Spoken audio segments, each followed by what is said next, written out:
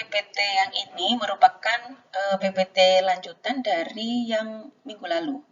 Jadi yang minggu lalu kita sudah diskusikan, namun untuk saat ini kita akan mendiskusikan tentang pendapatan kontrak konstruksi. Memang ini lebih detail dan jauh lebih kompleks dibandingkan PPT sebelumnya, sehingga saya minta Anda juga lebih konsentrasi atau lebih fokus untuk mempelajari bagaimana cara mengakui, mengukur, menyajikan, dan mengungkapkan pendapatan dan beban khusus untuk kontrak konstruksi. Ini memang lebih ribet ya. Oke, yang pertama, pendapatan dihasilkan dari kontrak konstruksi yang melalui tahap penyelesaian tertentu. Kedua, pengukuran pendapatan kontrak. Pertama, pendapatan kontrak diukur pada fair value dari imbalan yang diterima atau yang akan diterima. Jadi yang poin 2A ini adalah pendapatan kontrak atau nilai kontrak itu diukur dengan menggunakan nilai wajar.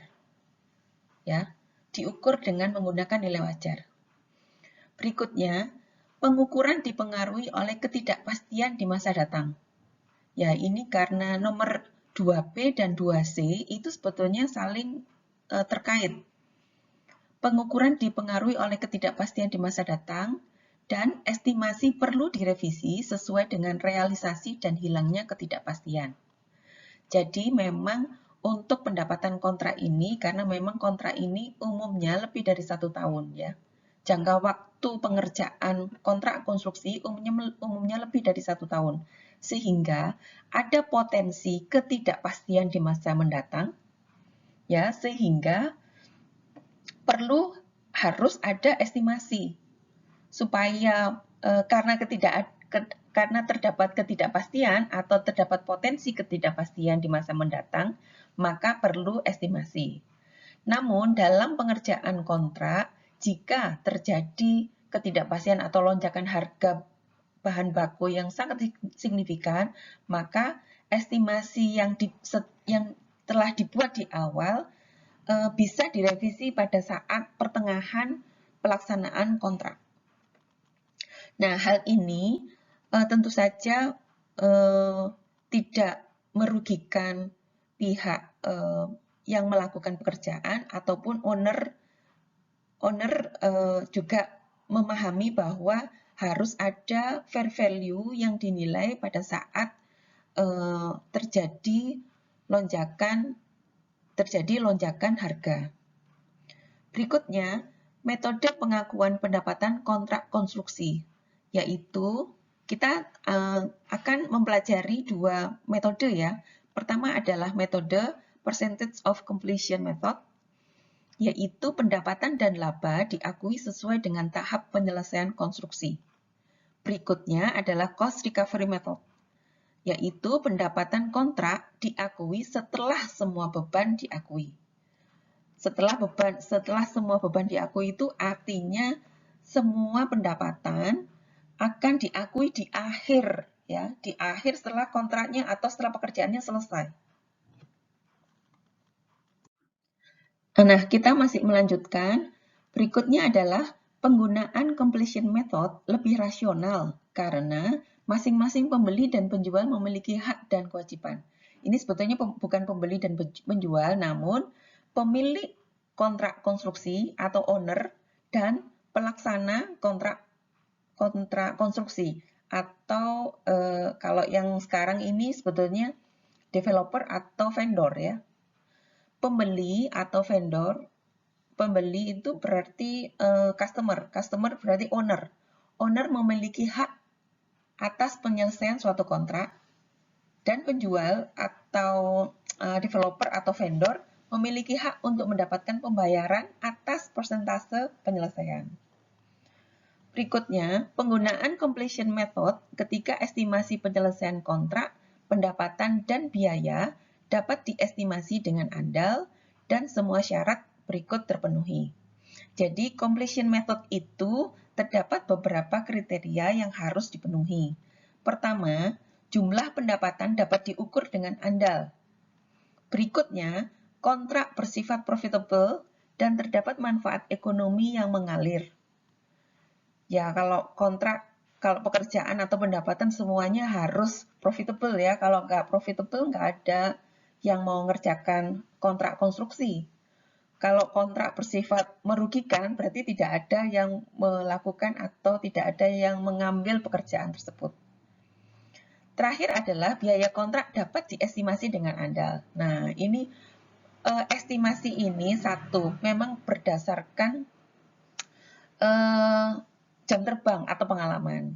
Biasanya kalau sudah lama sekali developer atau vendor itu mengerjakan kontrak atau dia memperoleh kontrak dari beberapa owner, biasanya dia lebih andal atau lebih mudah untuk mengestimasi biaya kontrak.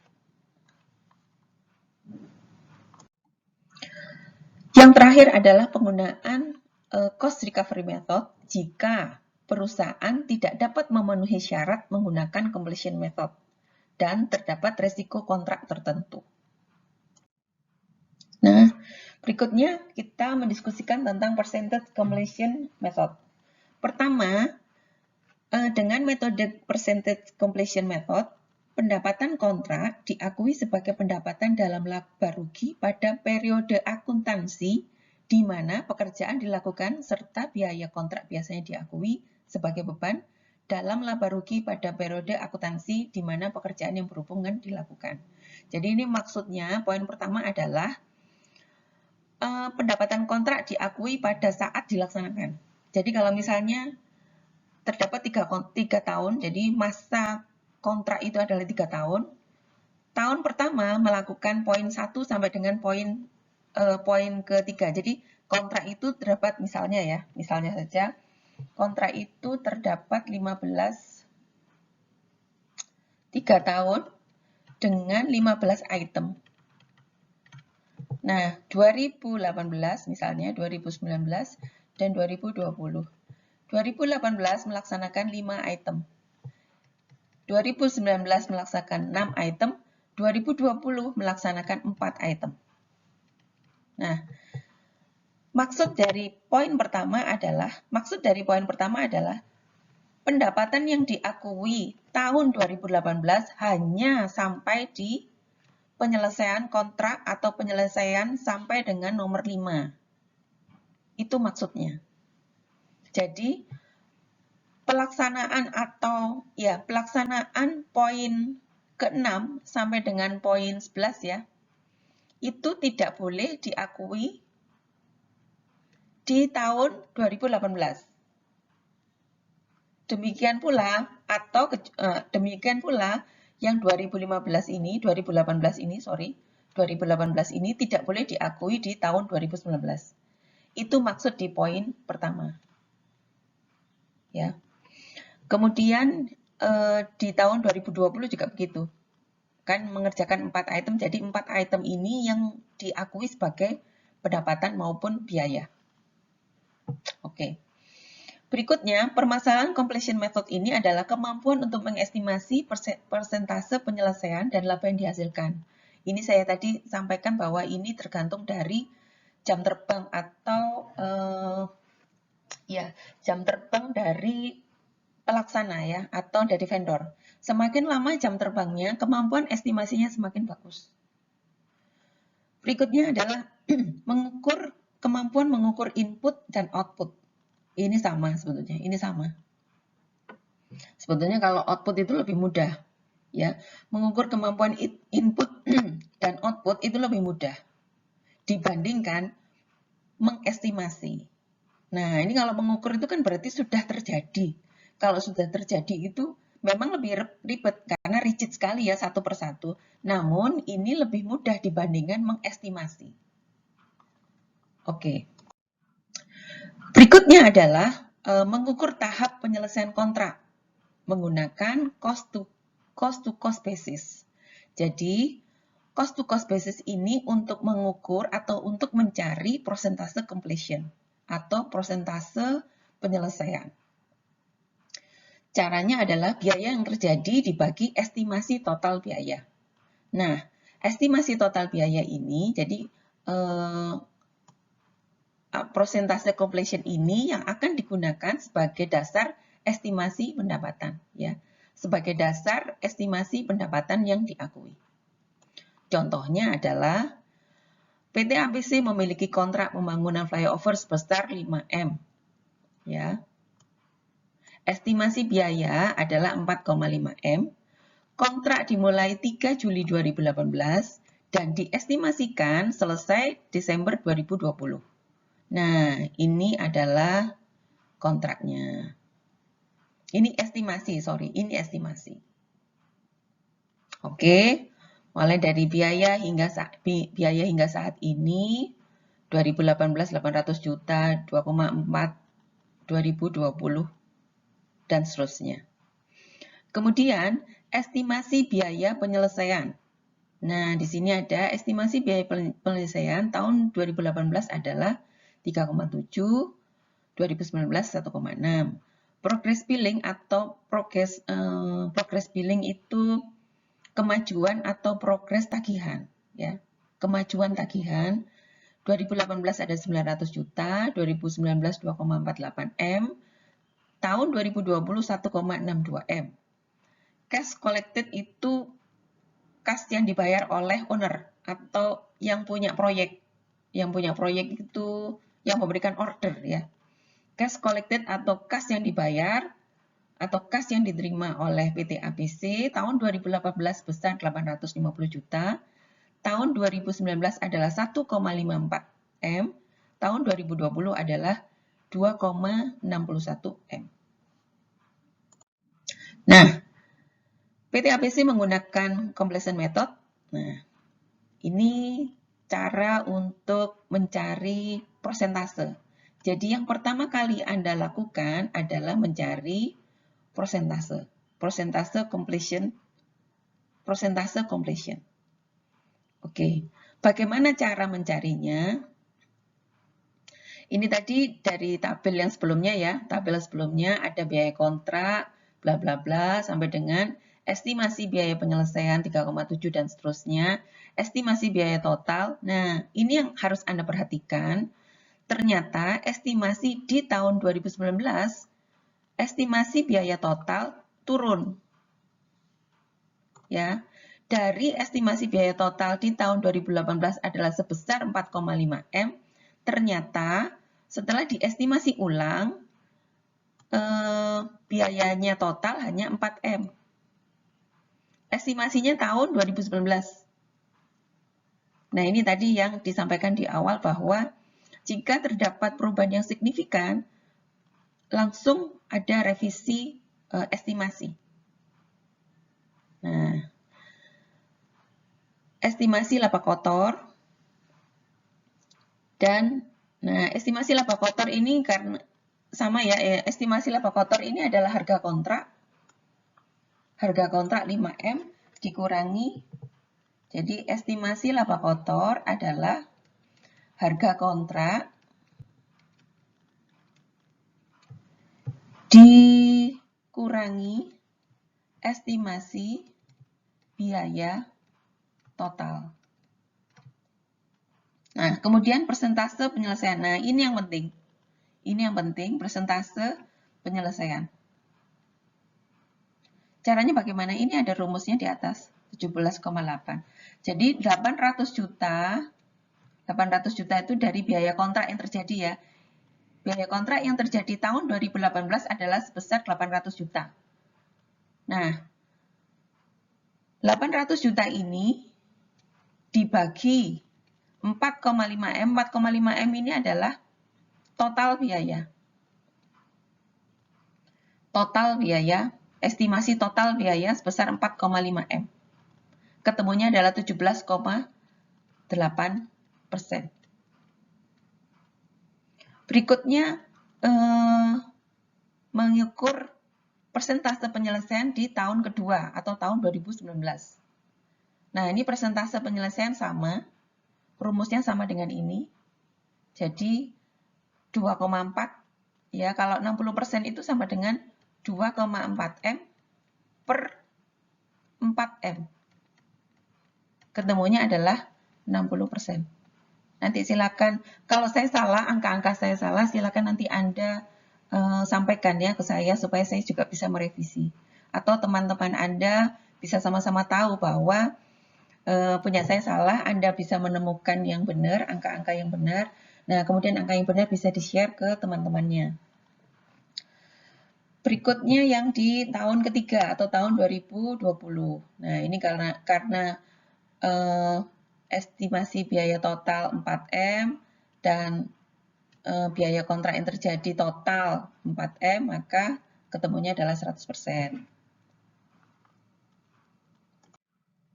Nah, tetap dari soal yang tadi, ya, maka perlu ayat jurnal untuk mencatat.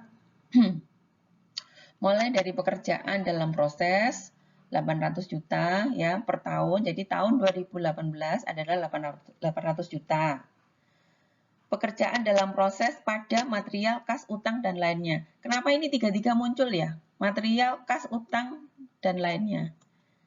Bisa jadi bahan baku dibeli, bahan bakunya masuk, dibeli tapi belum dibayar, jadi timbul utang. Atau kas sudah dibayarkan.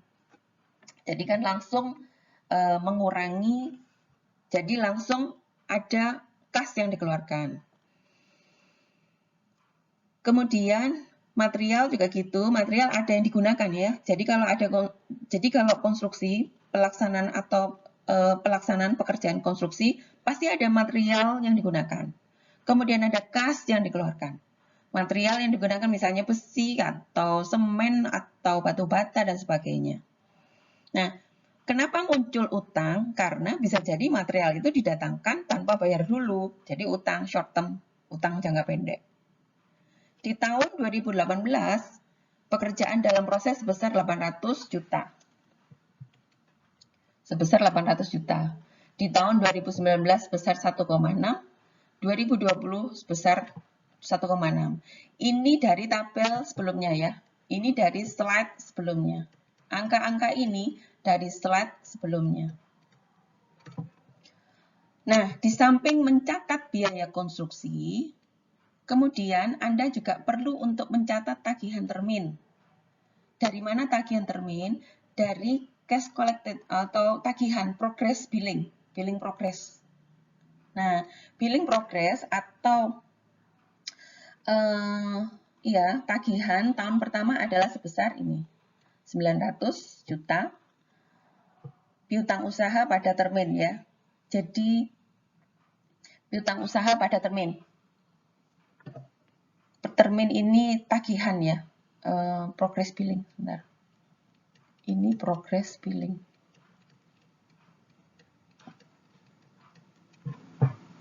Kemudian tahun 2019 sebesar 2,48. Tahun 2020 sebesar 1,62. Nah, kemudian setelah 1, 2, 3, maka Anda juga perlu mencatat kas yang dibayarkan oleh owner. Owner itu maksudnya owner proyek ya, yang memberikan order proyek. Saya menyebutnya owner. Nah, cash collected ya, kalau di tabel sebelumnya atau di slide sebelumnya adalah cash collected. Kalau cash collected itu tahun pertama adalah 850 juta, tahun kedua 1,54, tahun ketiga tahun ketiga atau tahun 2020 adalah sebesar 2,61. Ini ke piutang usaha. Jadi kalau yang piutang usaha ini tagihan, ini menerbitkan tagihan. Termin itu sama dengan apa ya? Ya, tagihan ya. Tagihan. Jadi seperti kalau di perusahaan manufaktur yang biasa, itu penjualan pada piutang usaha pada, jadi kalau di manufaktur, perusahaan manufaktur, itu kalau pada saat menjual persediaan, penjualan persediaan, itu kan ada jurnal piutang usaha pada persediaan. Nah, ini sebetulnya sama. Konsepnya sama dengan itu. Mencatat penjualan. Kalau ini mencatat progress billing, jadi mencatat progress proyek. atau progres kontrak konstruksi. Nah, yang terakhir adalah mencatat kas yang diterima. Oke. Mudah-mudahan ini bisa dipahami ya. Berikutnya adalah kita mencari pengakuan pendapatan. Jadi, berapa jumlah pendapatan, beban, dan laba yang diakui selama pelaksanaan kontrak konstruksi atau selama pembuatan flyover. Ini tadi kan pembuatan flyover ya. Nah, tahun pertama, kalau ini Anda sudah ketemu, ya tabel ini sudah ketemu, ini lebih enak. Jadi ini pengakuan pendapatan, beban, dan laba kotor. Nah, pertama, Anda perhatikan pendapatan tahun pertama, 17,8. 17,8 ini dari slide sebelumnya. Yang tadi ada ngitung-ngitung ya. Tolong nanti dibuka lagi slide yang sebelumnya. Nah, ini 17,8 adalah pendapatan di tahun pertama, tahun 2018. Sebesar 890. 5M dari mana? Ini 5M ini nilainya nilai kontrak flyover. Nilai kontrak flyover 890. Kemudian beban. Jadi bebannya kalau pendapatan yang diakui adalah sebesar 17,8%, maka beban yang diakui tahun 2018 harus sama. 17,8% dikalikan 4,5. 4,5 ini adalah estimasi biaya total flyover. Ya, estimasi biaya total flyover adalah sebesar 4,5.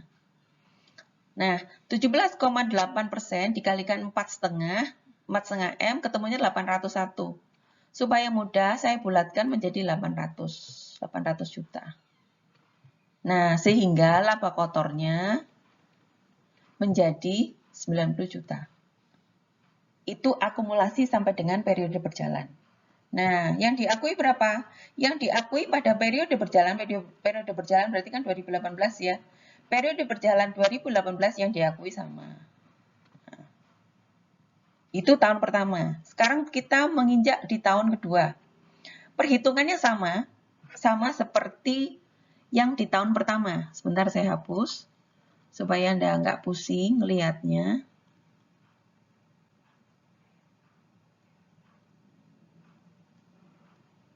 Nah, ini ya sudah lebih bersih, jadi Anda bisa lebih enak.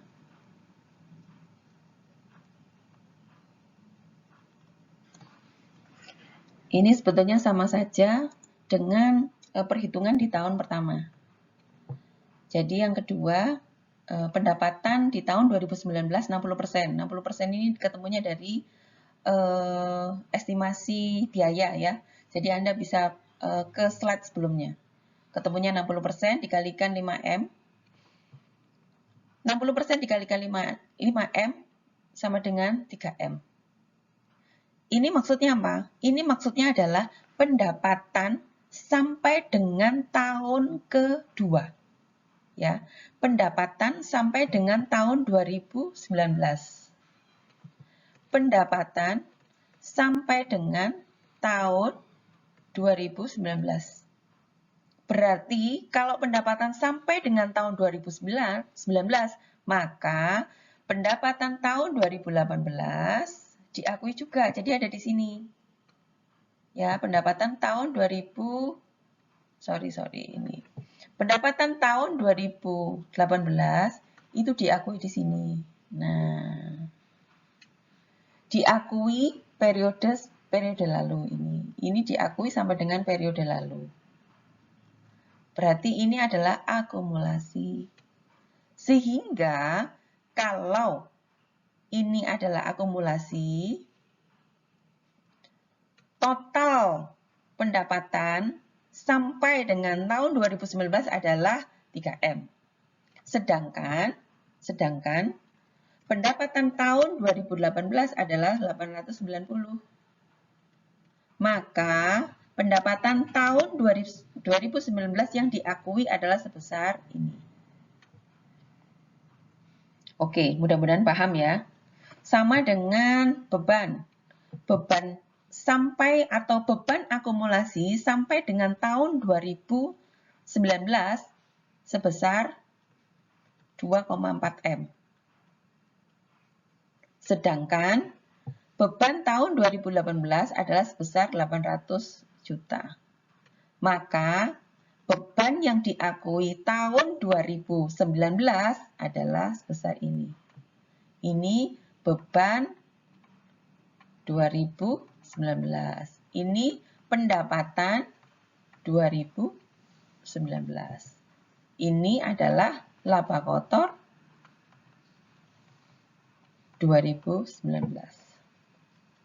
Nah, kalau Anda sudah ketemu bagaimana cara mencari tahun 2019, ya, pendapatan yang diakui, beban yang diakui, dan laba yang diakui tahun 2019, maka Anda lebih mudah untuk mencari tahun ketiga atau tahun terakhir. Oke, mudah-mudahan bisa paham ya. Setelah Anda mengakui atau mengukur pendapatan, beban, dan laba kotor masing-masing tahun, maka Anda perlu membuat jurnal atau mencatat. Ya. Nah, ini jurnalnya sama aja sebetulnya.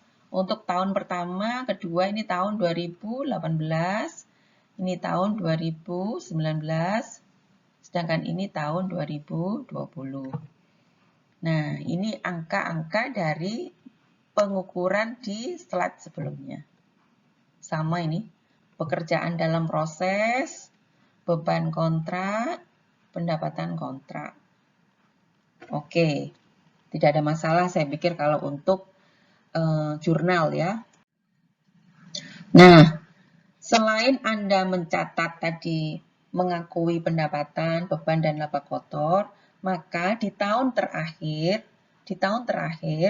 Anda perlu mencatat juga atau menyusun jurnal untuk termin dan pekerjaan dalam proses. Karena sudah selesai nih pekerjaan dalam proses, kalau sudah di sebelah kredit berarti kan sudah tuntas.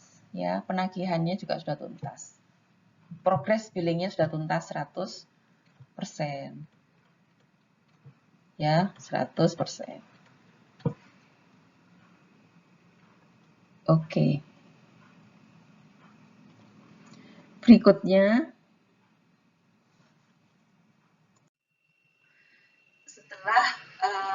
setelah Anda menghitung, mengukur, dan mengakui, maka kemudian Anda perlu untuk menyajikan dalam laporan keuangan.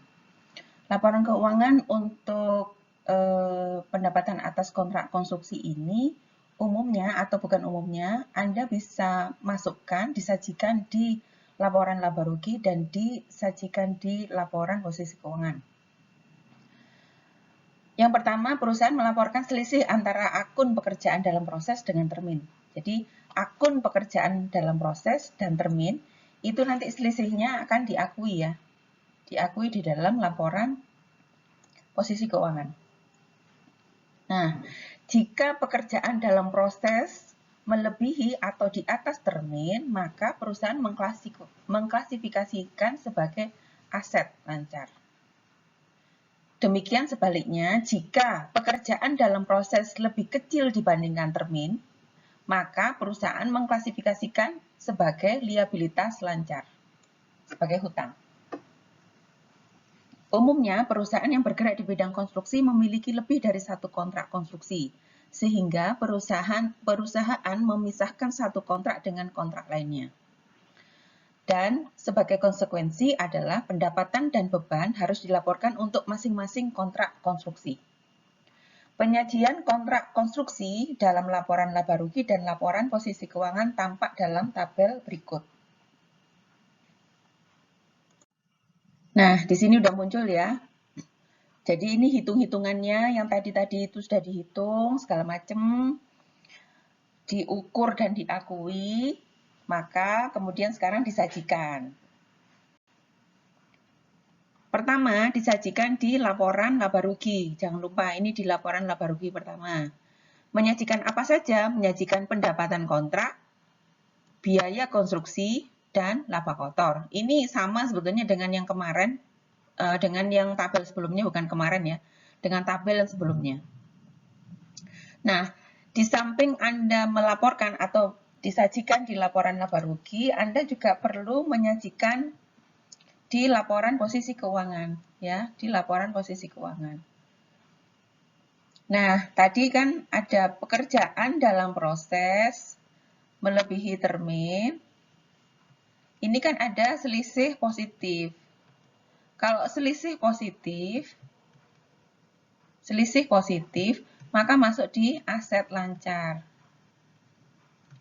Nah, sedangkan sebaliknya, jika pekerjaan dalam proses lebih kecil dibandingkan termin, maka selisih tadi, ada selisih negatif ya. Selisih negatif masuk dalam klasifikasi liabilitas lancar. Nah, ini perlu Anda pahami. Nah, perhitungannya ada di sini. Jadi, ini pekerjaan dalam prosesnya ini 800 juta, 2,15, dan 2M. Tagihannya atau terminnya tahun 2018 adalah sekian, tahun 2019 2,48, dan 2020 adalah sekian. Sehingga pekerjaan dalam proses lebih kecil ya dibandingkan termin atau tagihan kotor. Ini termin.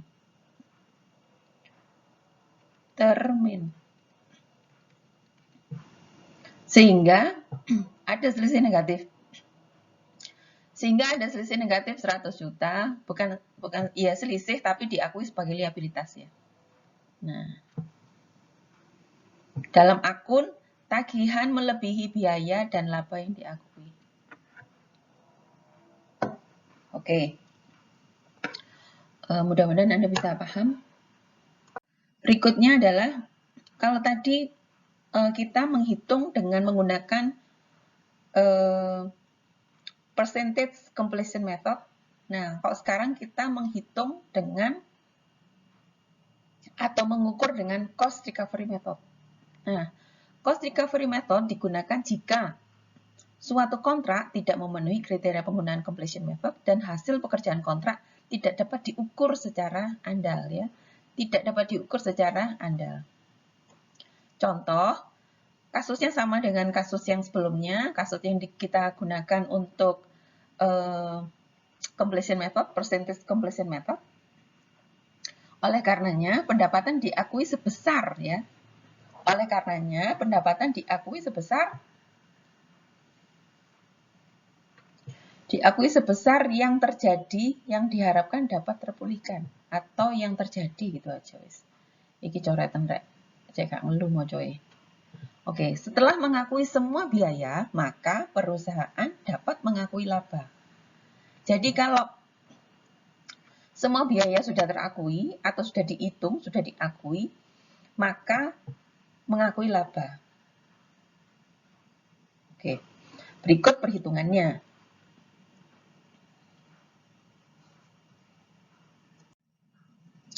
Tahun pertama sama ya. Jadi tahun pertama itu pendapatannya 800. Karena bebannya 800 ya.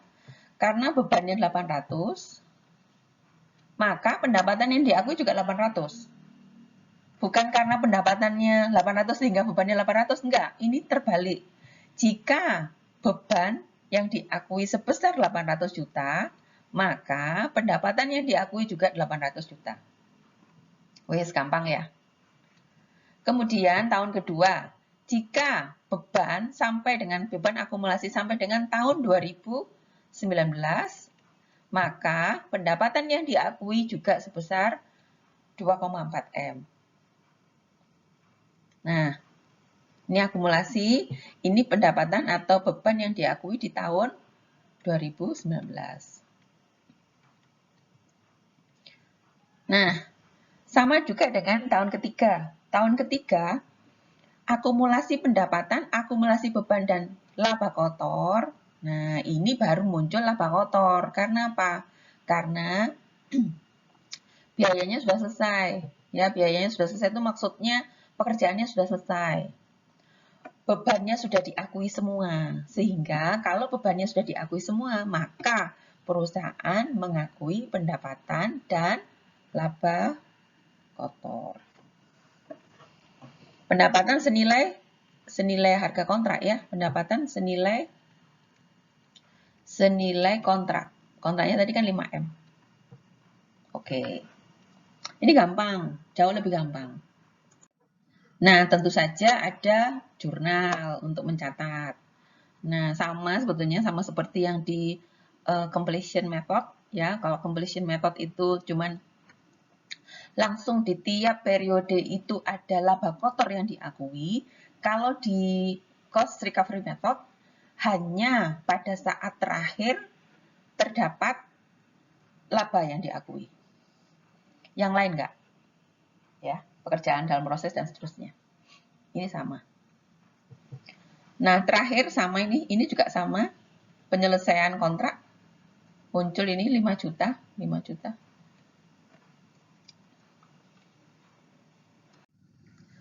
Setelah Anda mempelajari tentang pengakuan pendapatan dan beban, maka sekarang kita mencoba simulasi tentang kerugian.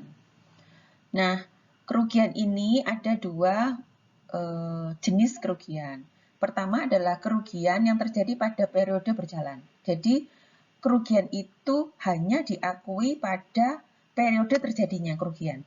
Jadi, kalau misalnya tahun 2018 sampai tahun 2020, bisa jadi kerugian itu hanya terjadi di tahun 2018 dan hanya diakui pada tahun 2018. Jika kerugian itu diakui di tahun 2019,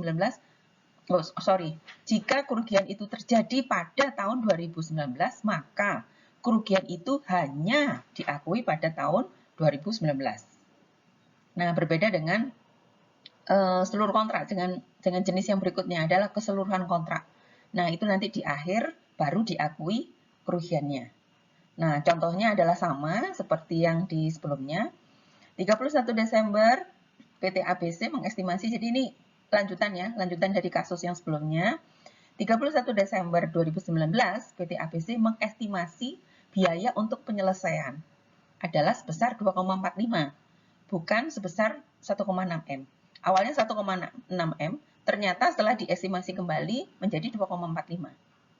Nah, asumsi hal lain sama, maka PT ABC mengakui kerugian dalam periode berjalan dengan perhitungan sebagai berikut.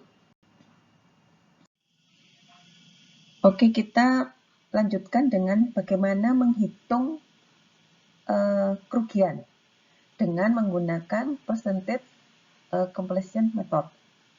Ya, ini di sini ada biaya yang terjadi tahun 2019 adalah sebesar 2,4 M. Ya, estimasi biaya. Kemudian ada estimasi biaya penyelesaian tahun 2019 menjadi 2,45. Awalnya, beban yang diakui adalah sebesar 1,6 M, namun kemudian terjadi perubahan harga sehingga perusahaan PT ABC harus merevisi estimasi biaya penyelesaian. Nah, biaya penyelesaian sampai dengan 2019 adalah sebesar 2,45. Nah, hal ini menyebabkan estimasi total biaya menjadi 4,85 M. Nah, dari revisi biaya, maka bisa diketahui berapa persen yang sudah selesai, ya. Nah, persentase yang baru, menghitung persentase yang baru, ini berasal dari 2,4, ya. 2,4 per 4,85, ya. 2,4 M itu adalah biaya yang terjadi sampai dengan 31 Desember 2019. Dan ini revisi baru, jadi biaya total yang baru 4,85 M. Dikalikan 100%, ketemunya adalah 49,5%. Persentase penyelesaian ditemukan adalah sebesar 49,5%. Nah, 49,5% ini menjadi dasar untuk menghitung pendapatan yang diakui tahun 2019. Ya. Jadi, kalau Anda lihat bahwa tahun 2019 itu 49,5% dikalikan 5M, 5M itu harga kontrak, dikurangi 89 juta. 890 juta ini adalah jumlah pendapatan 2018. Sehingga biaya yang terjadi sebesar ini 1,6 M dan ruginya sebesar ini. Dari mana ini? Dari pendapatan yang diakui 2019 1,585 dikurangi biaya 1,6 sehingga ketemu 15 juta kerugiannya.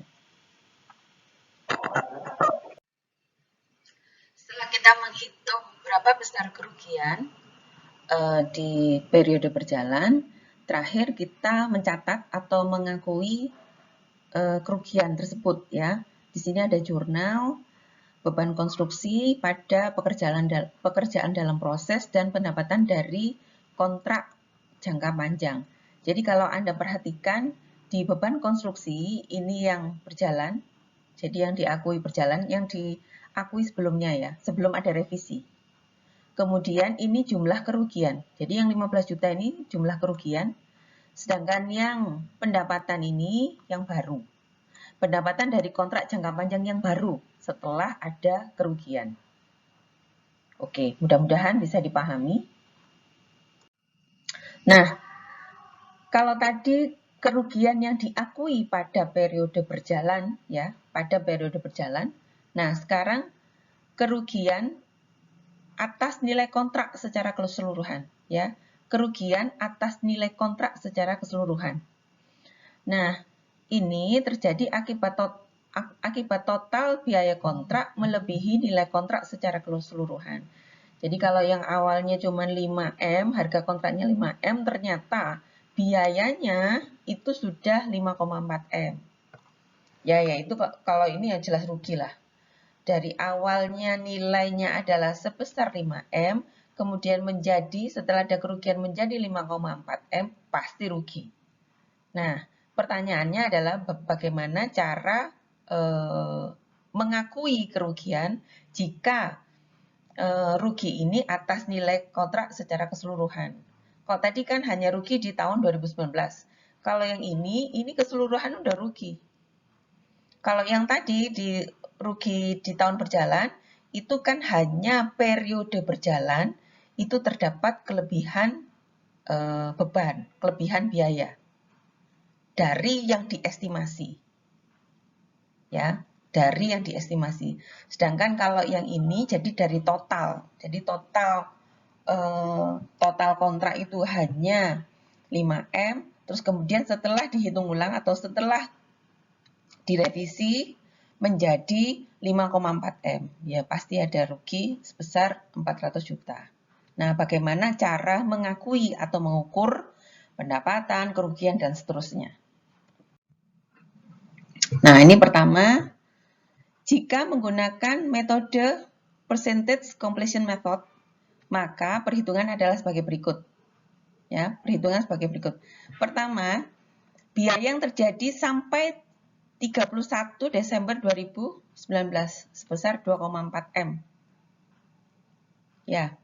Kemudian estimasi biaya penyelesaian tahun 2019 ya. Estimasi biaya penyelesaian tahun 2019.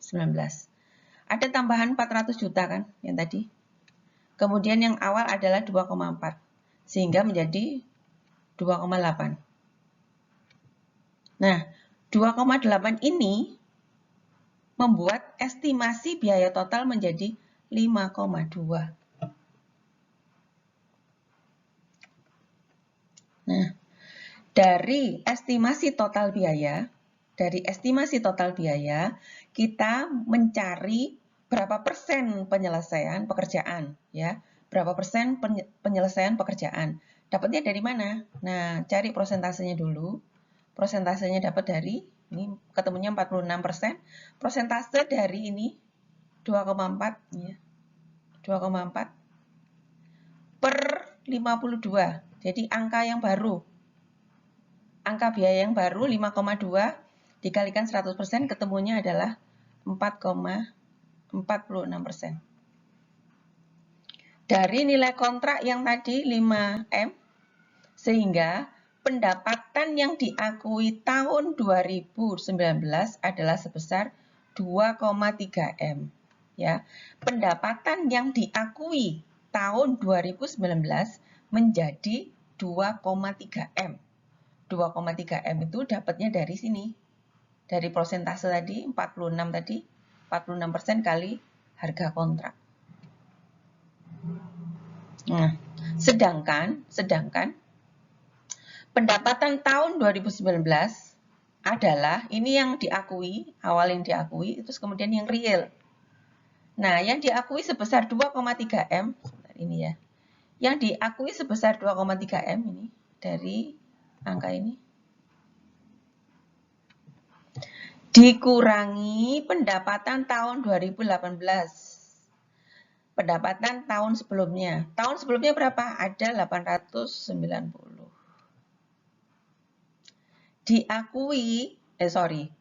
Pendapatan tahun 2019 dikurangi pendapatan tahun 2018. Nah, berapa total pendapatan tahun sebelumnya? Nah, ini menjadi ketemunya adalah 890 ya. Jadi pendapatan tahun 2018 adalah sebesar 890. Sehingga pendapatan tahun 2019 adalah sebesar ini. Sebesar 1,41. 2,3M dikurangi 890 juta. Ketemunya adalah 1,41M. Nah, ini masih lanjutan ya. Lanjutan. Kita menghitung berapa biaya konstruksi tahun 2019. Kalau di slide sebelumnya adalah berapa pendapatan untuk tahun 2019. Kalau sekarang berapa biaya konstruksi untuk tahun 2019. Nah, ini dari slide sebelumnya. Nah, total kerugian. Total kerugian tahun 2019 adalah laba bruto tahun 2019 berapa? Laba bruto Anda nanti cek. Ada itu di slide-slide sebelumnya. Ini slide awal ya. 90 juta. Kemudian ada estimasi kerugian sebesar 400 juta. Ini dari yang kerugian yang, jadi kalau pekerjaan selesai ternyata rugi 400 juta. Itu ada di 2 slide sebelumnya. Nah, sehingga total kerugian atas kontrak menjadi 490 juta. Ini juta, lupa saya ada jutanya. Ini ada juta. Sehingga total kerugian atas kontrak flyover sebesar 490 juta. Nah, sekarang biaya konstruksi yang dibebankan adalah 1,9.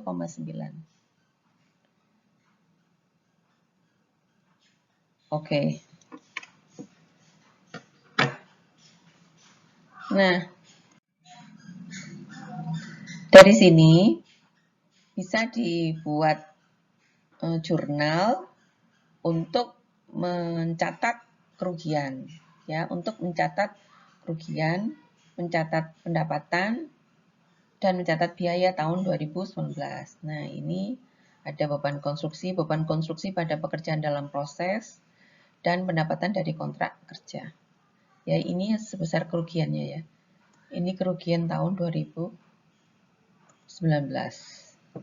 kerugian tahun 2019. Oke. Nah, berdasarkan PSAK 34, perusahaan yang memiliki kontrak konstruksi perlu mengungkapkan hal-hal sebagai berikut. Pertama, jumlah pendapatan kontrak yang diakui sebagai pendapatan periode. Ya, jangan lupa jumlah pendapatan kontrak yang diakui sebagai pendapatan periode. Seperti yang di slide-slide sebelumnya, saya menjelaskan bahwa ini ada pendapatan 2018, 2019, dan 2020. Nah, misalnya di sini ada yang saya tadi sampaikan ada 15 item. Ini yang paling gampang ya. Ada 15 item. Nah, tahun 2018 mengerjakan item pertama, item ke-1 sampai dengan item ke-5.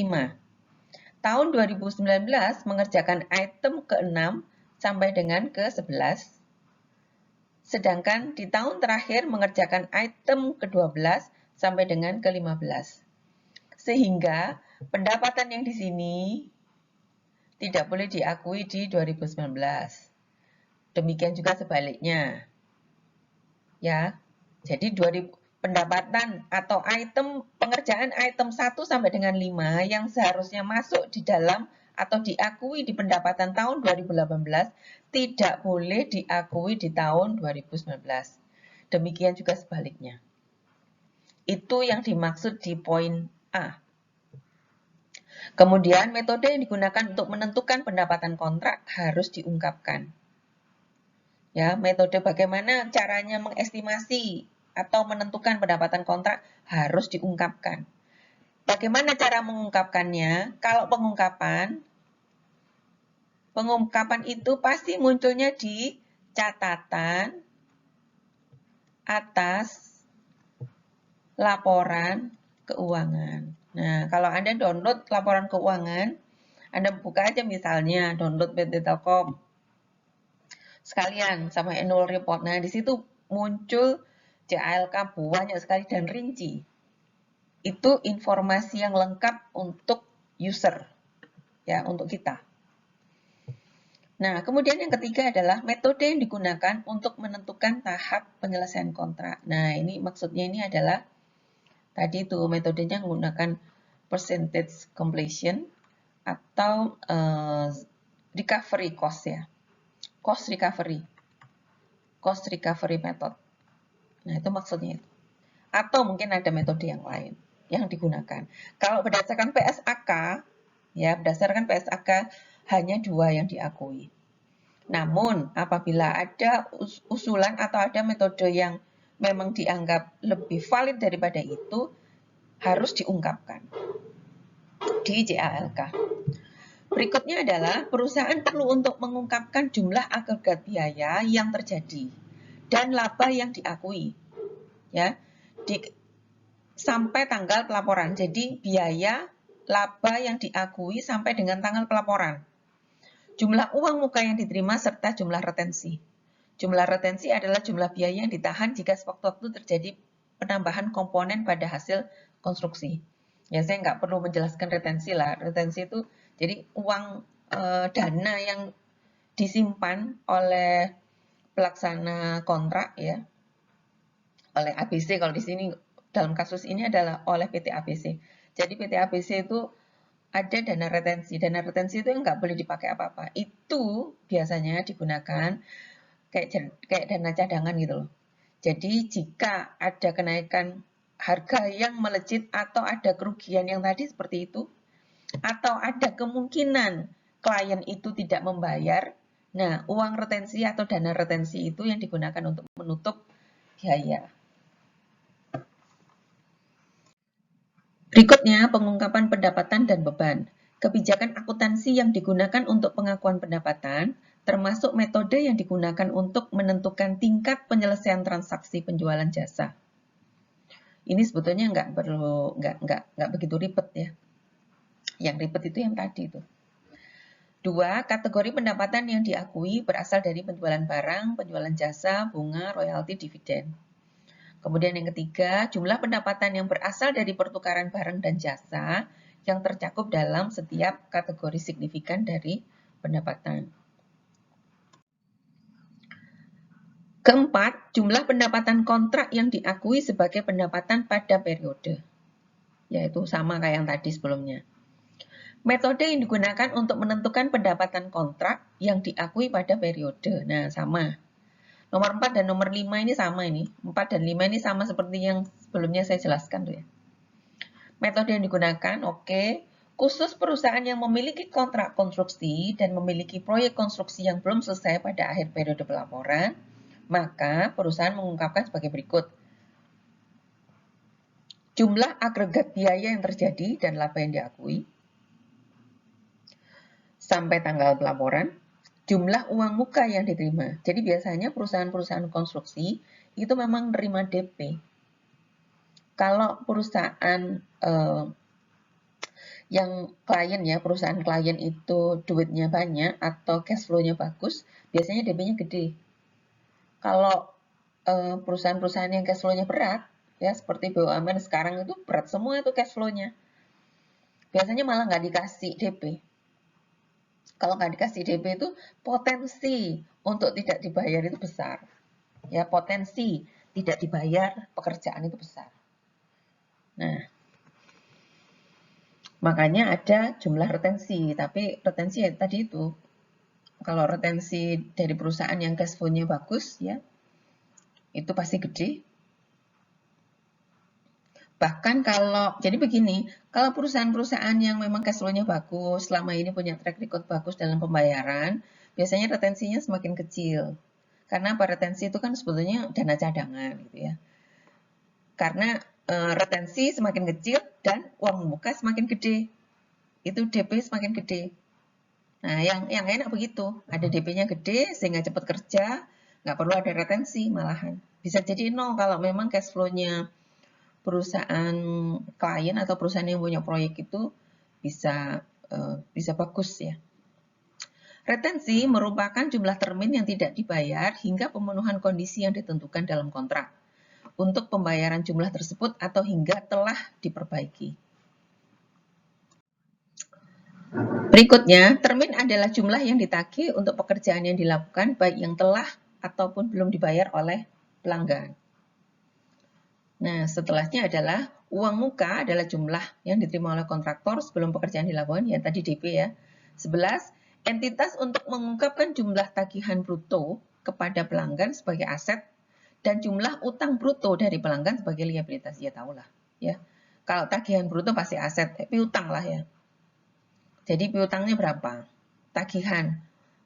Ya, tagihan. Tagihan atau progress billing tadi tuh. Progress billing. Itu memang diungkapkan sebagai aset. Jumlahnya berapa itu rinciannya biasanya muncul. Harus muncul itu rinciannya di catatan atas laporan keuangan. Kemudian jumlah tagihan bruto kepada pelanggan untuk pekerjaan kontrak adalah selisih antara biaya yang terjadi ditambah laba yang diakui. Berikutnya, dikurangi jumlah kerugian dan termin yang diakui.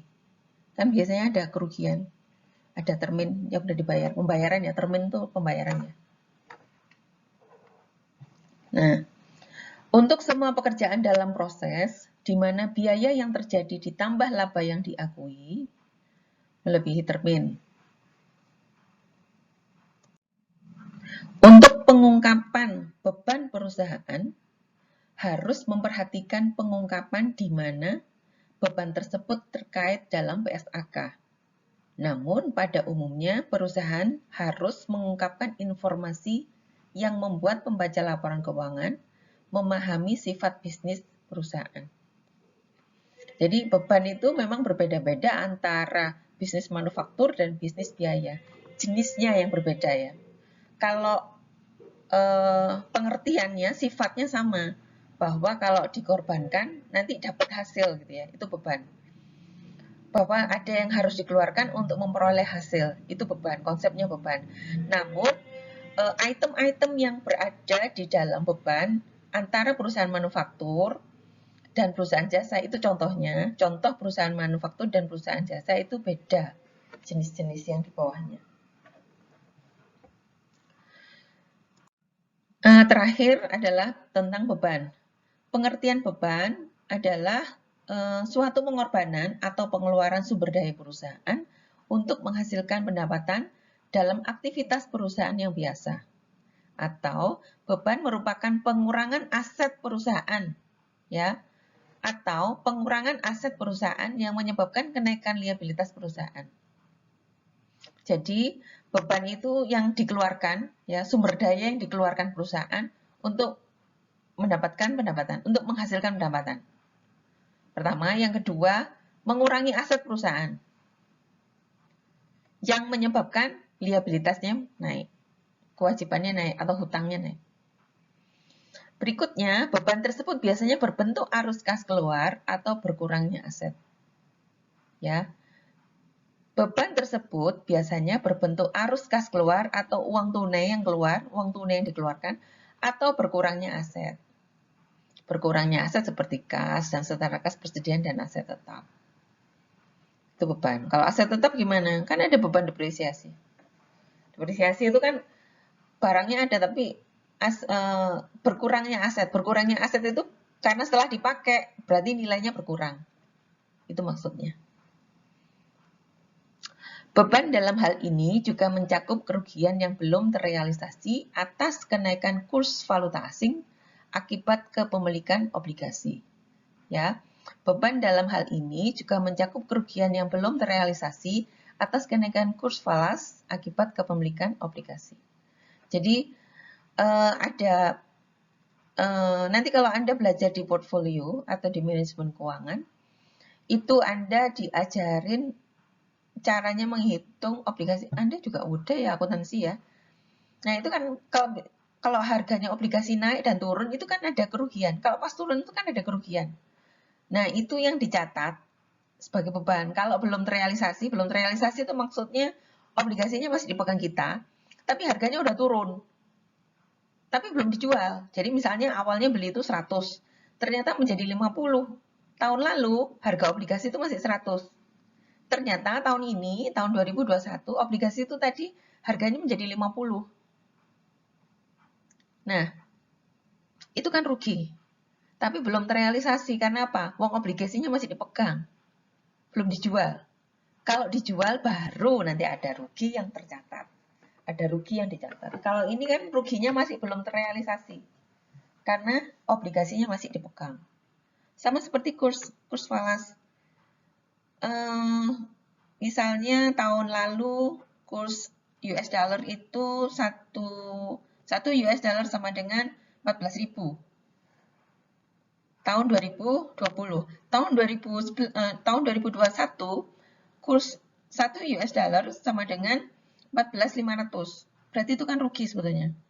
Tapi karena mata uang dolar tadi masih kita pegang, belum kita jual, maka itu masuk dalam kerugian yang belum terrealisasi. Udah rugi karena harganya turun. Tapi uang belum direalisasi, uang masih dipegang, belum dijual.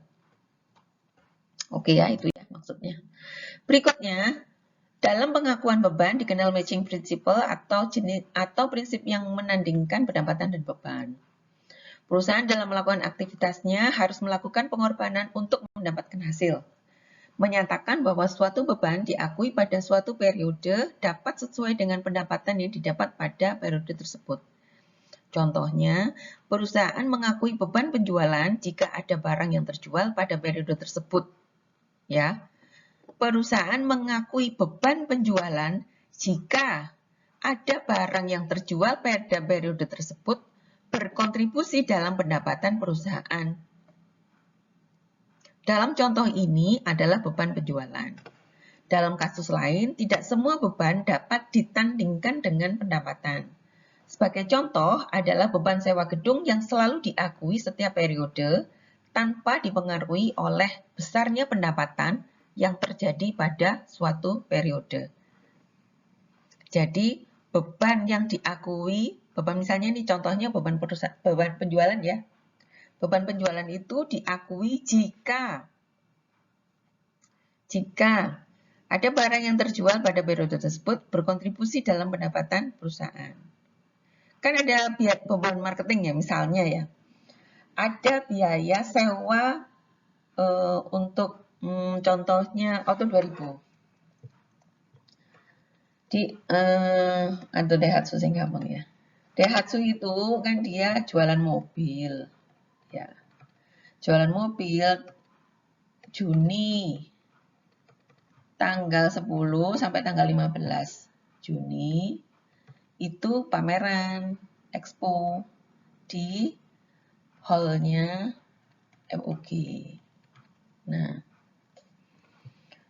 beban sewa hall selama 6 hari itu sama dengan misalnya 30 juta dikalikan 6 berapa? 180. Hitungannya 180 juta. Nah, 6 hari. Nah, ini masuk di beban penjualan. Beban penjualan. Nah, jadi ini diakui sebagai matching and fund itu loh, matching principle ini. Jika beban ini berkontribusi pada penjualan mobil Daihatsu. Bisa jadi tanggal 10 sampai tanggal 16 ini, tanggal 10 sampai tanggal 16 ini nggak ada penjualan. Tapi akibat pameran tanggal 10 sampai tanggal 15 ini, ada pembeli. Beli mobil tanggal, misalnya tanggal 20 Juni. Itu yang maksudnya dari matching principle. Atau prinsip yang menandingkan pendapatan dan beban. Itu maksudnya ya. Berikutnya, beban jenisnya itu, jadi jenis bebannya itu berbeda-beda ya. Ada perusahaan manufaktur, jenis bebannya itu ada beban penjualan, beban operasi, dan beban administrasi. Saya yakin Anda sudah familiar dengan ini. Kemudian berikut adalah laporan laba rugi komprehensif perusahaan yang menggambarkan berbagai jenis beban. Nggak saya kasih ya, Anda coba aja browsing laporan keuangannya PT Telkom, nanti dilihat di situ. Ya, nanti dilihat di situ bagaimana laporan keuangannya PT Telkom tahun 2020 aja. Jangan nyari Garuda nggak ada tuh laporan keuangannya. Nah, ini contoh kasus dari beban. Tanggal 2 Januari 2014, PT ABC melakukan penjualan sebesar 3 juta dengan beban penjualan sebesar 2,5 juta. PT ABC merupakan perusahaan yang bergerak di bidang retail. PT ABC menggunakan sistem pencatatan secara perpetual. Berikut ini ayat jurnalnya. Nah, ini jurnal yang pertama mencatat penjualan atau pendapatan. Ya, penjualan itu kan sebetulnya sama dengan pendapatan. Nih, pendapatan. Sedangkan yang kedua mencatat HPP. Untuk mencatat HPP ini persediaan yang digunakan sudah sampai berapa. Ya, mencatat HPP. Gampang lah kalau ini. Nggak perlu mikir panjang. Nah, contoh yang kedua, tanggal 31 Desember 2014, PT ABC mencatat atau membuat jurnal penyesuaian. PT ABC membayar gaji karyawan pada hari Jumat 1 Januari 2015. Jumlah gaji yang akan dibayarkan adalah sebesar 250 juta.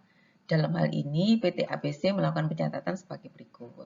Nah, ada beban gaji pada utang gaji tanggal 31 Desember. Karena pembayaran gaji tanggal 1 Januari. Oke, sudah selesai. Ini slide terakhir. Oh ya, saya sampaikan bahwa hitungan yang ada di PPT itu sebetulnya saya mengambil dari hitungan scan buku yang sudah di scan ya, sudah di-share oleh Rosa. Namun, angka-angka yang ada di buku itu memang saya revisi sesuai dengan yang ada. Jadi karena di situ ada triliun juga, saya nggak pakai triliun gitu ya. Orang itu cuma M. Jadi hitungannya nol-nolnya juga jangan kebanyakan gitu. Nah, jadi saya revisi untuk beberapa poin, beberapa angka. Sehingga insya Allah itu lebih valid angka-angka saya, karena saya belajar dari kesalahannya yang ada di buku. Gitu ya. Oke, terima kasih. Mudah-mudahan ini bisa membantu Anda menyelesaikan kasus-kasus Financial Accounting 2. Oke, terima kasih. Sampai jumpa.